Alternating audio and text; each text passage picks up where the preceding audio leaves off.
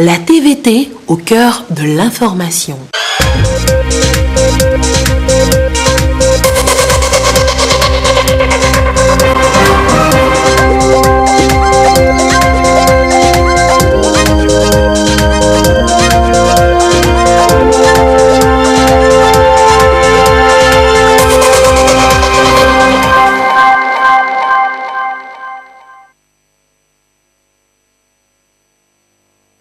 Heureuse de vous savoir au rendez-vous du journal sur la télévision togolaise. Madame, Monsieur, bonsoir et voici les titres de cette édition.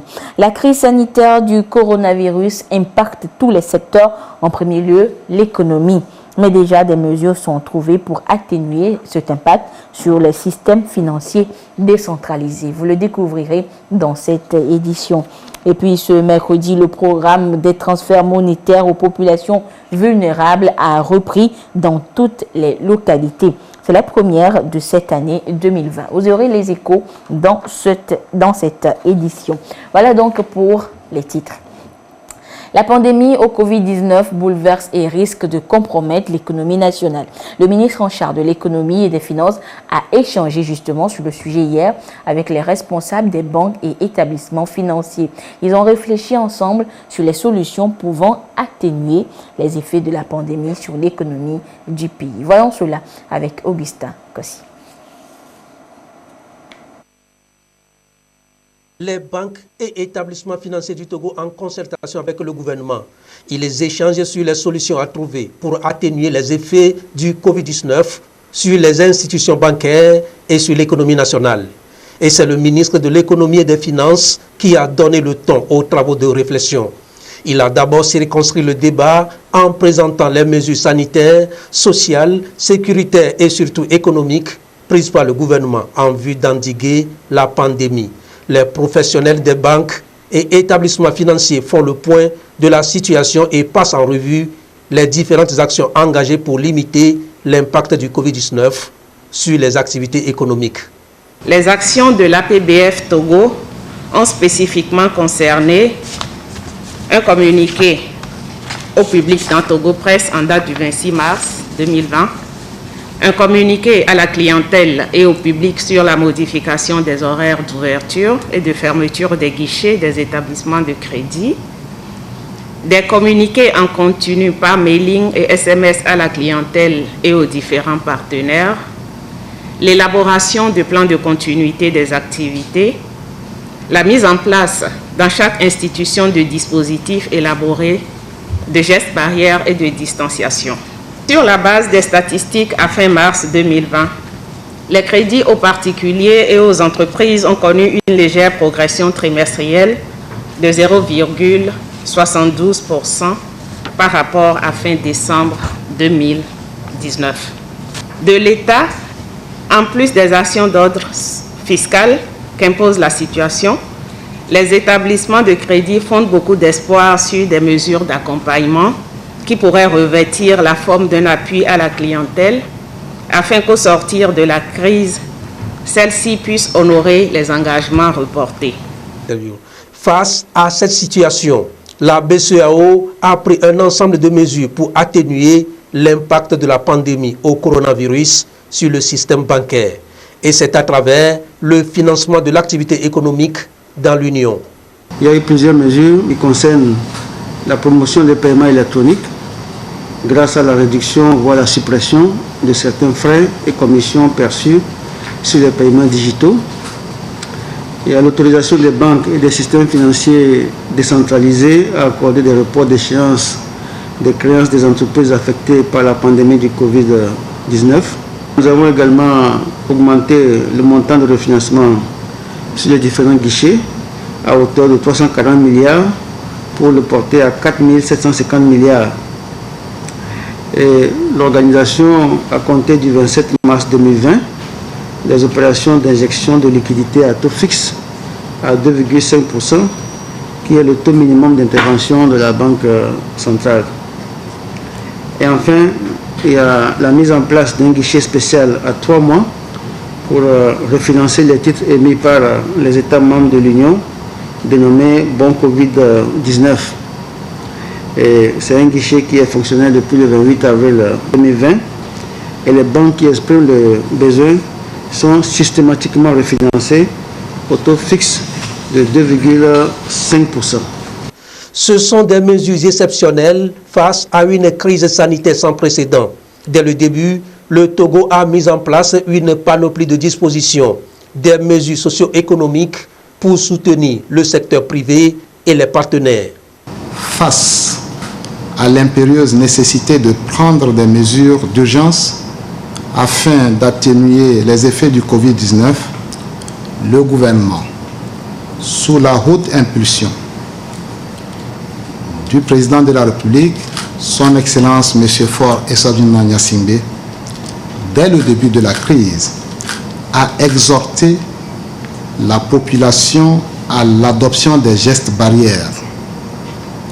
Il a également pris des mesures sécuritaires, sanitaires, sociales et économiques. L'exonération des droits et taxes sur le matériel agricole. L'exonération des droits de douane et de la TVA sur l'importation du matériel et des médicaments qui s'inscrivent dans la lutte contre la crise du Covid-19. La suspension des pénalités de retard pour les entreprises qui se trouveraient dans l'impossibilité de déposer leur état financier dans les délais prévus au 31 mars 2020 pour les personnes physiques, du 30 avril au 31 mai pour les personnes morales, selon le secteur d'activité. La suspension de l'application des sanctions fiscales en cas de redressement fiscal. La suspension des pénalités de retard pour les impôts qui arrivent à échéance au cours du deuxième trimestre, à l'exception de celle de la TVA. La suspension de toutes les procédures de recouvrement forcé des impôts et des poursuites fiscales en cours durant toute la période de l'état d'urgence sanitaire. La suspension des procédures de contrôle fiscaux externes sur place au sein des entreprises et leur limitation aux entreprises non citoyennes pour des cas avérés de fraude durant la période de l'état d'urgence sanitaire. L'exonération des droits et taxes de douane en dehors des prélèvements communautaires et des taxes de prestation de services sur le matériel et les produits utilisés dans le cadre de la lutte contre le Covid-19 au cours de cette période. Le gouvernement est aussi préoccupé par les conséquences de la pandémie sur le secteur privé, les conditions de vie des populations vulnérables et la situation des jeunes entrepreneurs. Au plan social, des mesures ont été prises, notamment la gratuité de la tranche sociale en ce qui concerne le courant électrique et la tranche sociale en ce qui concerne l'eau. Ensuite, les transferts monétaires en faveur des populations les plus vulnérables. Toutes ces mesures, y compris l'impact sur les recettes fiscales, sont évaluées à pas moins de 200 milliards de francs CFA. Le gouvernement est préoccupé par l'impact sur la situation des jeunes entrepreneurs qui viennent de lancer leurs activités, les impacts sur la production agricole et la situation des petites et moyennes entreprises ainsi que des petites et moyennes industries. C'est dans ce contexte que le chef de l'État a mis en place un fonds national de solidarité et de relance économique d'un montant de 400 milliards de francs CFA, alimenté par le budget de l'État, les partenaires internationaux, le secteur privé national et international, et toutes les bonnes volontés. Le ministre Sani Yaya a exhorté les banques à exploiter les conditions offertes par la BCEAO afin de répercuter la baisse du taux de refinancement sur le crédit accordé au secteur privé et financer le fonds de roulement des entreprises. Il a en outre demandé aux banques de financer les systèmes financiers décentralisés qui financeront à leur tour le secteur informel. Au directeur des différentes banques, il a rappelé l'importance que revêt le développement du secteur agricole pour l'économie togolaise, un secteur pour lequel le mécanisme incitatif de financement agricole a été mis en place par le chef de l'État. Quant aux mesures à prendre dans le cadre de la relance de l'économie togolaise après la pandémie, un comité va être mis en place. Il comprendra le ministère de l'économie et des finances, les systèmes financiers décentralisés, le secteur privé et la BCEAO. Cette crise sanitaire est également ressentie donc, dans le secteur des systèmes financiers décentralisés dans notre pays. Et le portefeuille risque une aggravation et un choc terrible et des difficultés dans la gestion de trésorerie. Mais la BCEAO a mis en place des mesures de soutien avec les autorités nationales. Et ce mercredi, le ministre en charge de l'économie, Sani Yaya, a réuni donc les patrons des systèmes financiers décentralisés pour examiner et explorer avec eux les mécanismes de leur mise en œuvre, de la mise en œuvre donc, de ces mesures prises par la BCEAO. Le compte rendu, toujours avec Augustin Kossi. Ralentissement des dépôts et des remboursements, accroissement important de retrait et quasi-absence des demandes de crédit, des impacts du Covid-19 sur les systèmes financiers décentralisés au Togo. À cela s'ajoute le risque de crise de liquidité, les difficultés dans la gestion de la trésorerie et la crainte d'une aggravation de portefeuille. Des données qui ont été transmises au gouvernement en avril dernier pour examen. Ici, ces institutions de microfinance échangent avec le gouvernement sur les conséquences de la pandémie et la mise en œuvre des mesures prises par la Banque centrale. La BCEAO, dès les premières heures de la crise, a pris l'initiative d'accompagner financièrement les banques, mesure qu'elle n'a pas hésité à élargir à notre secteur lorsque nous avons formulé la demande. L'évolution de la crise du Covid-19 frappe de plein fouet le monde et n'épargne pas notre pays, le Togo. Cet avis qui autorise les SFD à accorder à leur clientèle affectée par les effets de la pandémie et qui le sollicite un report d'échéance sur les prêts pour une période de 3 mois renouvelable une fois, sans charge d'intérêt, ni frais, ni pénalité de retard. Dans le registre des effets de la pandémie, l'épargne mobilisée s'élève au 31 décembre 2019 à plus de 210 milliards, contre 192 milliards au 31 mars 2020, soit une baisse de 9%. Quant à l'encours de crédit, il s'établit à environ 178 milliards contre 155 milliards, soit une baisse de 12% sur la même période. Sur plus de 39 milliards de remboursements attendus au 31 mars 2020, seulement près de 32 milliards sont effectivement payés, le gap dépassant 7 milliards. Face à cette situation qui a des effets réels sur la trésorerie des SFD et qui risque à terme de porter un coup aux efforts de financement de l'économie par les SFD, nos attentes vis-à-vis des autorités sont liées à la mise en place des lignes de crédit ou d'emprunt pour une durée d'au moins 2 ans à un taux inférieur à 3,5% l'an pour nous permettre de renforcer la trésorerie et relancer les activités de crédit. Au report des dates de dépôt des rapports d'activité et du délai de tenue des assemblées générales par nos institutions respectives. Les SFD mesurent à leur juste valeur les efforts que fournit le gouvernement dans la lutte contre l'ennemi invisible qu'est le Covid-19. Pour participer à cet effort national, nous nous engageons à contribuer dans les jours à venir au Fonds national de solidarité mis en place par le chef de l'État. Nous voulons, à travers ce geste modeste, réaffirmer notre engagement à œuvrer aux côtés des autorités à la lutte contre la pauvreté et l'accroissement de l'inclusion financière au Togo.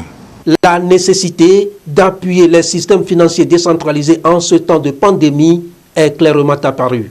Un appui qui devrait se faire à travers les établissements de crédit qui bénéficient suffisamment de liquidités de la BCEAO, ont-ils convenu.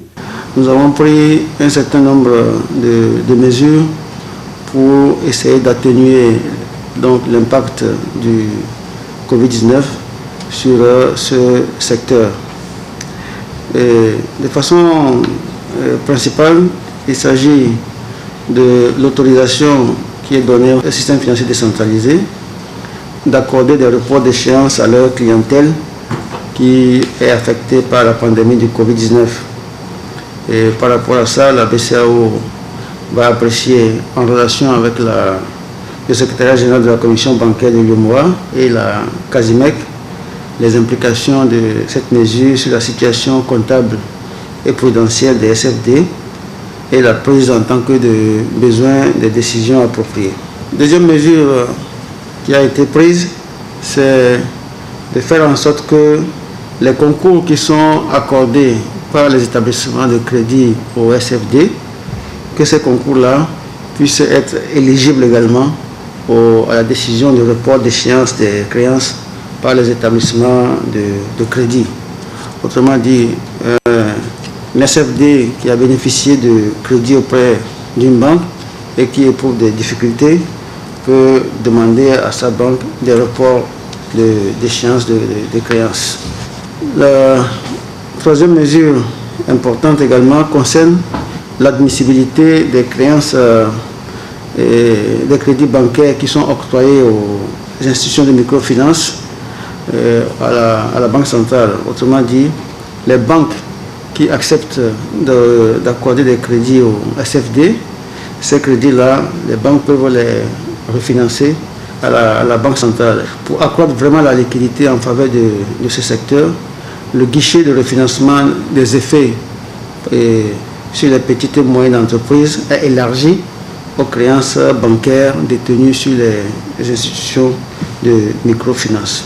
Le ministre de l'Économie et des Finances rassure. Un plaidoyer a été fait en faveur des institutions de microfinance lors de la dernière session extraordinaire des ministres de l'UEMOA. Il a aussi insisté sur l'engagement du gouvernement à accompagner les systèmes financiers décentralisés durant la crise sanitaire. La rencontre a permis également d'avoir une même lecture sur les termes de l'avis de la BCEAO, notamment le report d'échéance sur les prêts sans charge d'intérêt ni pénalité de retard. Le gouvernement fait de cette crise et de la situation des SFD une préoccupation majeure.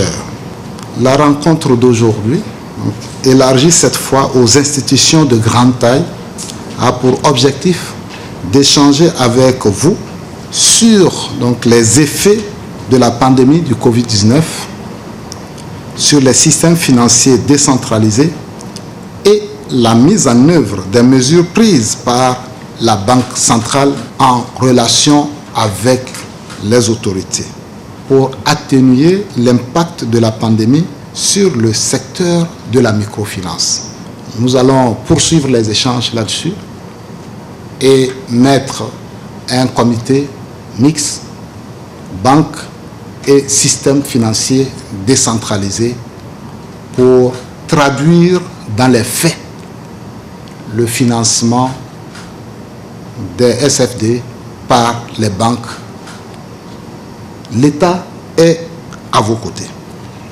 Le financement du secteur agricole reste aussi une priorité pour le gouvernement. Les systèmes financiers décentralisés sont appelés à accompagner ce processus. Le ministre de l'Économie et des Finances les a exhortés à travailler en synergie avec la cellule d'appui et de suivi des institutions mutualistes ou coopératives d'épargne et de crédit. À l'instar des banques, les institutions de microfinance sont invitées à financer le fonds de roulement de crédit de leur clientèle afin de les aider à amortir le choc de la crise sur leur activité. Je vous l'ai annoncé dans les titres, l'opération de transfert monétaire a repris ce mercredi sur toute l'étendue du territoire national et dans toutes les localités bénéficiaires. Le nombre de ménages bénéficiaires donc a été revu à la hausse afin de leur permettre de mieux faire face à leurs besoins vitaux, surtout en cette période où le Covid-19 impacte toutes les activités socio-économiques. Les femmes reçoivent donc 15 000 francs CFA chaque trimestre et c'est la première tranche de cette année 2020. Le compte rendu avec Luc Assis. C'est en femme heureuse que Mazalou quitte la cour du chef du village d'Amele-Boumé. Et pour cause, elle vient de rentrer en possession de la 5e tranche du transfert monétaire, une sous-composante du projet philo-sociaux et services de base FSB. Comme elle, une centaine de bénéficiaires de ce village est rentrée dans son droit. Je suis très contente et très heureuse parce que ça nous aide dans le village pour supporter nos enfants, dans nos marchés, dans nos champs, surtout la scolarité des enfants. À quelques kilomètres de là, le village de Rankopé. Ici, les femmes des ménages vulnérables se sont également mobilisées pour leur dû. Elles reçoivent chacune 15 000 francs par trimestre. Toutes celles qui ont eu des retards de paiement dus aux pièces à fournir ont été satisfaites. Même rituel dans le village de Djagblé. Les séances de paiement ont été précédées par des sensibilisations sur le Covid-19.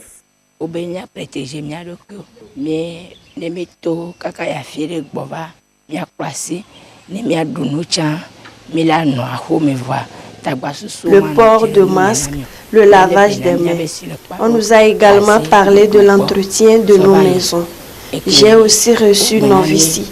Cela m'a permis de subvenir aux besoins alimentaires des enfants.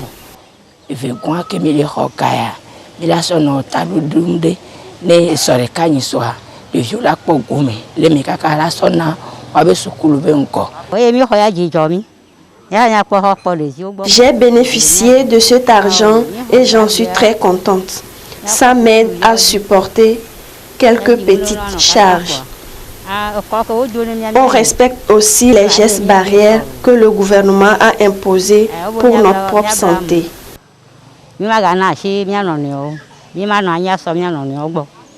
Initialement prévu pour toucher 61 000 ménages vulnérables en fin 2020 et 120 000 à l'horizon 2021, les transferts monétaires ciblent désormais 140 000 ménages des 209 cantons retenus. On a retenu 90 ménages par village à qui on donne des allocations de 15 000 francs par trimestre pour les aider à faire face aux dépenses de consommation, de dépenses de santé, de dépenses de scolarité et l'initiation ou l'agrandissement des activités génératrices de revenus. Depuis le démarrage, nous avions déjà payé 4 tranches et donc la 5e tranche malheureusement est tombée au mauvais moment. C'est-à-dire, normalement, c'était en mars qu'on devait payer et voilà, c'était la période du Covid-19. La pandémie est là, mais nous sommes capables de trouver les moyens pour continuer par mener nos activités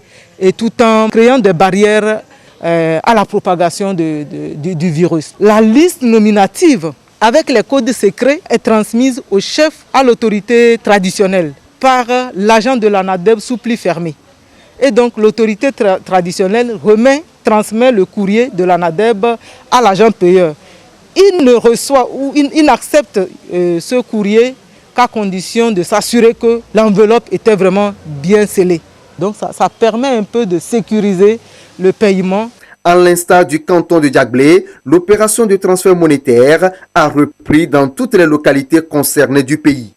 Des mesures sont d'ailleurs prises pour protéger les opérateurs et les bénéficiaires. 3,5 milliards de francs CFA ont été conjointement mobilisés par le gouvernement et la Banque mondiale pour étendre l'opération à 140 000 ménages des zones ciblées. Ceci en vue de promouvoir davantage le développement inclusif et solidaire. Par voie de communiqué, donc, le ministre en charge du commerce, de l'industrie, du développement du secteur privé et de la promotion de la consommation, locales, dit ce qui suit. Dans le cadre de la lutte contre la pandémie au Covid-19, le gouvernement a pris des dispositions pour lutter contre la hausse excessive des produits constatés sur les produits de première, constatés sur les produits de première nécessité et certains matériels de protection. Ainsi, en application de la loi numéro 99-011 du 28 décembre 1999 portant organisation de la concurrence au Togo et du décret numéro 2020-030-PR du 4 mai 2020 relatif au prix des produits de première nécessité et de certains matériels de protection. Les prix de ces produits sont fixés par arrêté numéro 017/SGDCIC du 5 mai 2020 et sont contenus dans le tableau à consulter dans le quotidien national Togo Presse. Le gouvernement invite tous les acteurs économiques au respect scrupuleux de ces prix. Le non-respect de ces prix entraîne des sanctions prévues par les textes en vigueur. Et c'en est donc fini des prix fantaisistes fixés au gré des humeurs des commerçants suite à l'apparition du Covid-19.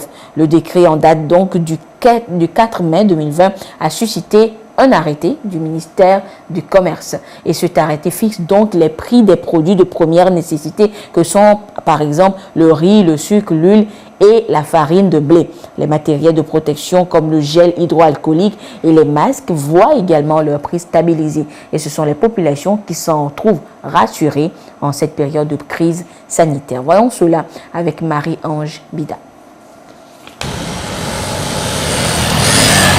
Les prix des produits de première nécessité et du matériel de protection ont stabilisé. Il en sera désormais ainsi suite au décret numéro 2020-030-PR du 4 mai 2020. Il autorise le ministère en charge du commerce à agir sur des hausses de prix excessifs en situation de crise. Riz, huile végétale, sucre granulé, farine de blé, gel hydroalcoolique et masques ne devront plus souffrir de l'inflation créée suite au Covid-19. Les prix qui sont fixés sont des prix plafonds. Donc, il n'est pas question de dépasser ces prix plafonds. Pour le riz, 5% brisure thaïlandais, le sac de 50 kg est fixé à 18 500. Pour le riz, 25% brisure pakistanais, sac de 50 kg, c'est à 17 200.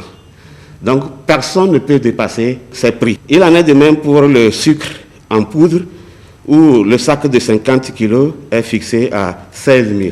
Pour le matériel de protection, le gel hydroalcoolique par exemple, pour des quantités, des volumes inférieurs ou égal à 100 ml, le prix fixé est de 500 francs.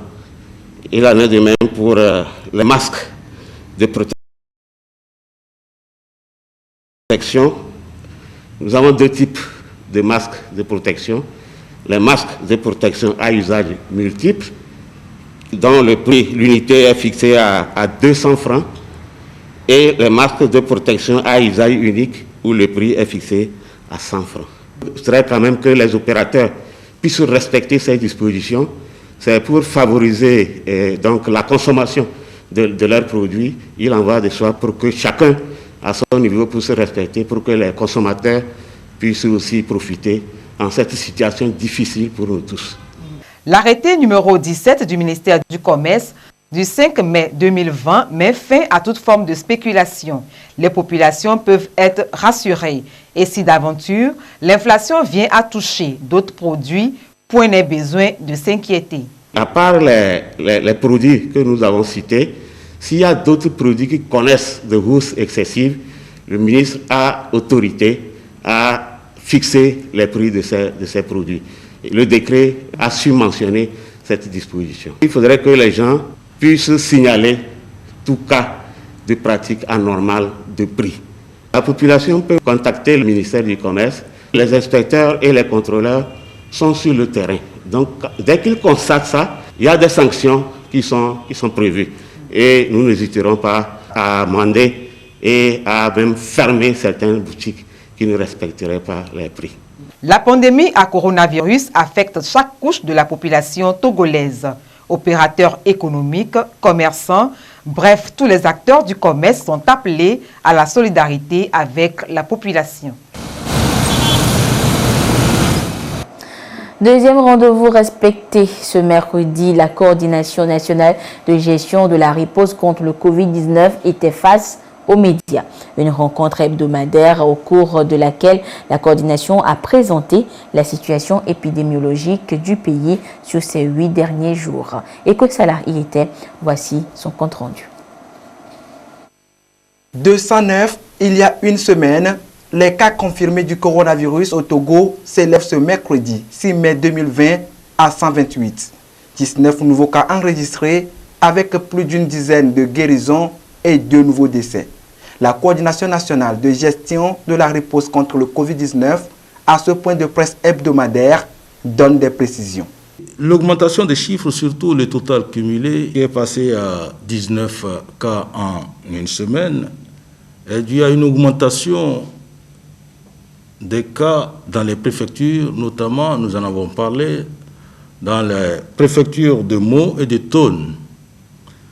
Dans la préfecture de Mo, nous avons au total actuellement 11 cas que nous sommes en train de gérer.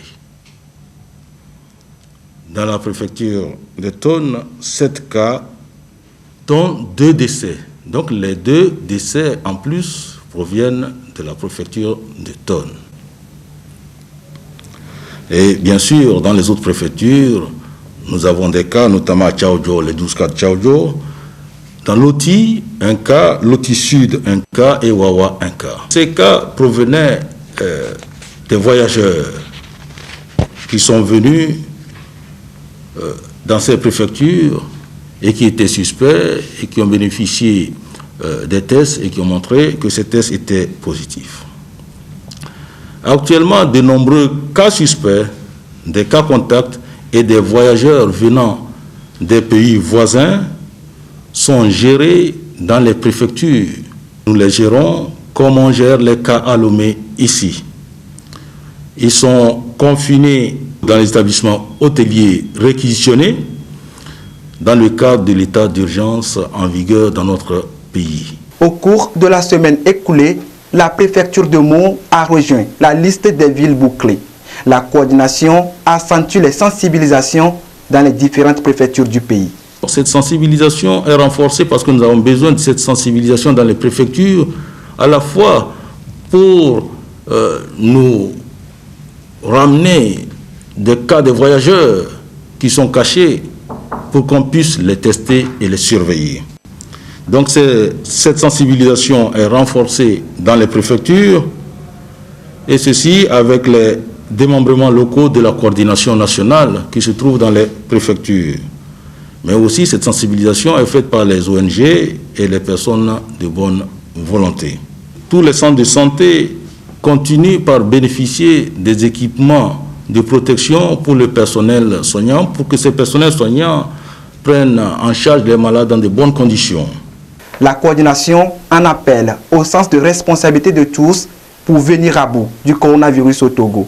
Cette rencontre est une initiative des organisations patronales de presse en partenariat avec l'Union européenne. Je vous rappelle donc la situation de l'épidémie à ce jour, mercredi 6 mai 2020 au Togo. Le nombre de cas confirmés est de 128, pas de nouveaux cas. Le nombre de guéris est de 77, 3 nouveaux guéris depuis hier. Le nombre d'actifs est de 42 et le nombre de décès est de 9. Et c'est un communiqué donc signé du ministre de la Santé et de l'Hygiène publique, professeur Moustapha Mijiawa. Parlons toujours de la riposte contre le Covid-19. Le centre hospitalier régional CHR de Thiévié a ouvert depuis hier en son sein un centre d'isolement des cas suspects au Covid-19. En attendant le résultat des analyses, les cas suspects y sont confinés. Et le gouvernement compte avec promptitude accompagner les personnes suspectes et aussi éviter la propagation du Covid-19 au cas où ces personnes suspectes seraient testées positives. Voyons cela avec Edem Sousoupo. Thiévié chef-lieu de la région maritime, dispose désormais d'un centre d'isolement des cas suspects au Covid-19. Il est logé dans l'enceinte du centre hospitalier régional de la localité. Cette structure d'isolement des cas suspects au coronavirus est un ensemble de 3 blocs subdivisés en 2 grandes zones, le vert et le rouge. C'est un centre adéquat qui va faciliter le suivi des cas suspects en attendant les résultats des analyses. Au début de la pandémie, nous avons eu des cas suspects avec des difficultés pour les gérer parce que nous n'avons pas de centre d'isolement. Donc le système, c'est que quand il y a un cas suspect, que nous ayons un centre d'isolement, garder la personne, faire le prélèvement, confirmer le diagnostic. Mais il faut un lieu pour garder ces gens-là, ce sont nos frères, nos sœurs. Il faut les garder dans un confort en attendant le résultat. Donc c'est ce qui nous a poussé à réhabiliter ces 2 bâtiments. Et ce qui permet aux agents de santé d'être dans un bâtiment et de circuler normalement sans risque. Il y a la zone rouge et dès qu'ils décident de venir soigner quelqu'un, les malades ont une porte d'entrée. Ils vont rentrer par ici et nous avons 7 lits. Et 7 lits répartis entre la médecine générale, la pédiatrie, le service de gynéco-obstétrique. Parce que nous avons eu des cas de femmes, des suspects, et on avait eu tellement de difficultés pour gérer tous ces gens-là. Alors pour faciliter la prise en charge et rassurer le personnel, nous avons pu réhabiliter et créer des circuits clairs pour qu'ils se protègent dans la zone rouge et de l'autre côté, ils s'habillent et le circuit est suivi pour une meilleure prise en charge de nos patients suspects que nous aurons dans les jours à venir. La mise en place du centre d'isolement permet de rompre la chaîne de contamination au Covid-19. Au cas où le résultat d'une personne suspecte est confirmé positif, le patient est transféré immédiatement et avec grand soin au centre hospitalier régional CHR de Lomé pour sa prise en charge. La pandémie du coronavirus impacte également la vision quinquennale de développement du Togo contenue dans le plan national de développement PND qui s'étend de la période de 2018 à 2022. Ce plan subit actuellement des bouleversements et les ambitions du gouvernement contenues dans le plan sont au ralenti. Les effets du Covid-19 sur le PND, c'est un dossier signé Dodo Waré. L'élan pour la réalisation du plan national de développement PND ralenti par le Covid-19. Les bouleversements induits par la pandémie du coronavirus sur les activités économiques affectent donc les perspectives de développement du Togo à court terme. Créer 500 000 emplois, induire une croissance forte, durable et inclusive, améliorer le bien-être social. Toutes ces ambitions sont aujourd'hui sérieusement perturbées par la crise sanitaire. Le pays, qui visait une croissance de 7,6% à l'horizon 2022 et tablait sur une croissance de 5,3% du PIB cette année 2020, devrait revoir ses ambitions. Il est clair que la crise liée au Covid-19 n'a pas épargné la vision quinquennale de développement du Togo déclinée dans le plan national de développement 2018-2022. Le Fonds monétaire international prévoit une chute à 1% de la croissance cette année, tandis que l'agence de notation américaine affiche un optimisme mesuré sur les perspectives de relance de l'économie togolaise. Le secteur privé impliqué dans la réussite du PND à hauteur de 65% semble durement éprouvé par la crise sanitaire. La mobilisation des ressources pour la réalisation du PND risque donc de ne pas être à la hauteur des objectifs initiaux. Le PND doit être donc actualisé au regard de l'impact qu'engendre la crise sanitaire actuelle sur l'économie, selon le ministre en charge du climat des affaires. Le Togo pourra-t-il encore compter sur la mobilisation des recettes fiscales et douanières pour la poursuite des objectifs du plan national de développement? L'équation risque d'être difficile à résoudre. Au courrier arrivé du chef de l'État, des messages de félicitations à l'occasion du 60e anniversaire de l'indépendance du Togo le 27 avril dernier. Et ces messages émanent des présidents du Congo, Denis Sassou Nguesso, Alexander Van der Bellen de la République d'Autriche, Carl Gustave du Palais Royal de Stockholm, Sergio Mattarella d'Italie, Felipe Rey d'Espagne, Jair Bolsonaro du Brésil, Naruhito, empereur du Japon, Georges Mané Weah du Libéria, le pape François, Mohamed Ibn Chambas du Bureau des Nations Unies pour l'Afrique de l'Ouest, Willem Alexander des Pays-Bas, Armen Sargsyan de l'Arménie. Tous ces chefs d'État saluent, tous ces chefs d'État et personnalités saluent les relations d'amitié et de coopération qui unissent leurs pays respectifs et institutions et le Togo et souhaitent voir ces relations se renforcer et se diversifier davantage dans l'intérêt de leur pays et institutions et le Togo. Et cette série de communiqués pour terminer, ce communiqué d'abord de la Caisse nationale de sécurité sociale. Dans le cadre du respect des mesures barrières édictées par le gouvernement pour lutter contre la propagation du Covid-19, le directeur général de la Caisse nationale de sécurité sociale, CNSS, porte à la connaissance des bénéficiaires de pensions et de rentes relevant de son régime que le contrôle de vie du premier semestre 2020 pour le maintien du paiement de leurs droits est suspendu jusqu'à nouvel ordre. À cet effet, le paiement des droits des bénéficiaires actifs ou ayant répondu à l'opération de contrôle de vie du second semestre novembre-décembre 2019 sera maintenu jusqu'en décembre 2020. Pour toute information complémentaire, vous pouvez contacter les services de la Caisse nationale de sécurité sociale, un service compétent à l'adresse suivante, le 22 53 55 68, le 22 53 56 18 ou écrire à l'adresse mail contact@cnss.tg. Et dans un autre communiqué, le président de la commission technique de gestion de suivi de l'aide de l'État à la presse porte à la connaissance des directeurs des organes de presse écrits et audiovisuels ayant postulé à l'aide gestion 2019 qu'ils peuvent consulter la liste des dossiers éligibles sur le site internet de la RAC, le www.ractogo.tg.